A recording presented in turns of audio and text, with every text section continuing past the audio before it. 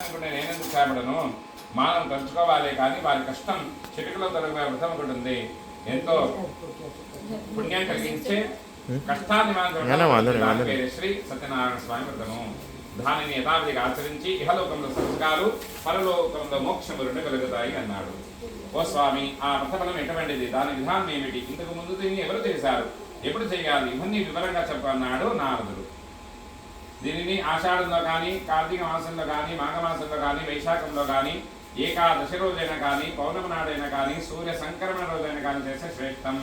అలానే ఈ రోజుల్లోనే చేయాలని లేదు, ఏ రోజున్నా, ఏ నెలలో ఉన్నా, ఏ సంవత్సరంలోనైనా చేయవచ్చు. నెలకొకసారి చేయవచ్చు, సంవత్సరానికి ఒకసారి చేయవచ్చు.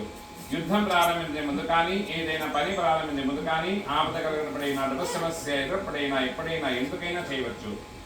పొద్దున్నే లేచి కాలకృత్యాలు తీర్చుకుని ఈ విధంగా సంకల్పం చేసుకోవాలి. దేవతలందరికీ ప్రభుత్వమైన ఓ భగవంతుడా, నీ ప్రీతి కోరుకునే సత్యనారాయణ స్వామి వ్రతం చేయబోతున్నాను. లక్ష్మీపతి నాపై ప్రసన్నుడవుతాము. భగవద్దేవదేవేశ సత్యనారాయణ వ్రతం సత్యనారాయణ వ్రతం తత్ప్రీత్యర్థం కరిష్యామి ప్రసీద కమలాపతి అని సంకల్పం చేసుకుంటూ సాయంకాలం మరల స్నానం చేసి రాత్రికి ముందు బుధించాలి. రాత్రి కుదిరిన వాళ్ళు పొద్దున్నే చేయవచ్చు.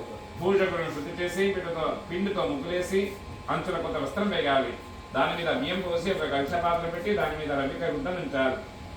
కొబ్బరికాయ నుంచి దాని మీద రవిక గుడ్డ నుంచాలి. దాని మీద ఆ సత్యనారాయణ స్వామి ప్రతిమను పంచామృతంతో స్నానం చేయించి మండపపై నుంచాలి. వినాయకుడు, లక్ష్మీదేవి, విష్ణు, పార్వతి, పరమేశ్వరుడు, సూర్యాది నవగ్రహాలు, ఇంద్రుడు మొదలుగా శ్రీపాలకుడి స్వామి గంగదేవతలు కనుక ముందుగా వాణి పూజించాలి. కలశంలో వరుణదేవిని ప్రత్యేకంగా పూజించాలి. తర్వాత గణేశుడు మొదలుగా ఐదుగురిని కలశాన్ని రుచుగా ప్రతిష్ఠించి పూజించాలి. తూర్పు మొదలపై దిక్కులతో ఇంద్రుడు మొదలుగా అక్షదిక్పా నిర్మల మనస్సుతో పూజించాలి.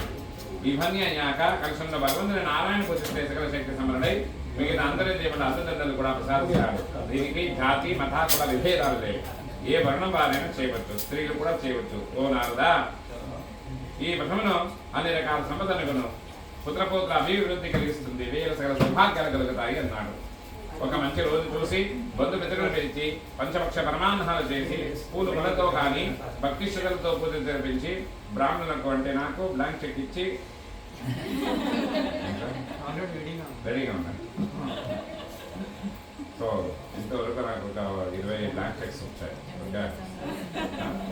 ఆ 20 చెక్స్ ఇచ్చినారు కదా, వాళ్ళందరికీ ఒక నా పైన ఉండే ఒక నమ్మకం, మా స్వామి అనేసి నాకు ఒక నమ్మకం, వాళ్ళ అకౌంట్లో డబ్బులు ఉంటున్నాయి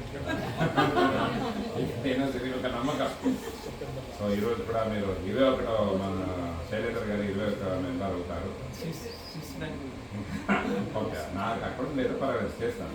మీరు ఇస్తే దక్షిణ తాంబూలాలు ఇచ్చి పెద్ద మిత్రులకు బ్రాహ్మణులకు భోజనాలు పెట్టి ప్రసాదం తాను తిని ఎదురుగా పెట్టాలి. ఇప్పుడు చేస్తే వాళ్ళు కోరిగా తిరిగి సంతోషంగా ఉంటారు. ఈ వ్రతను విశేషంగా కలియుగమునకు చెందినది అని విష్ణుమూర్తి చెప్పినట్టుగా సూత మహాలు చెప్పారు. ఇది ప్రథమాధ్యాయం సమాప్త. మీరు మాత్రం అక్షంతలు కలశానికి జై బోలో సత్యనారాయణ స్వామి భగవానికి. అక్షంతలు మళ్ళీ అది కలశానికి వేసేయాలి. అక్షంతలు మళ్ళీ తీసుకోండి. అదా ద్వితీయోధ్యాయ, రెండవ అధ్యాయం. అక్షంతలు మళ్ళీ చేతిలో తీసుకోండి. రెండవ అధ్యాయం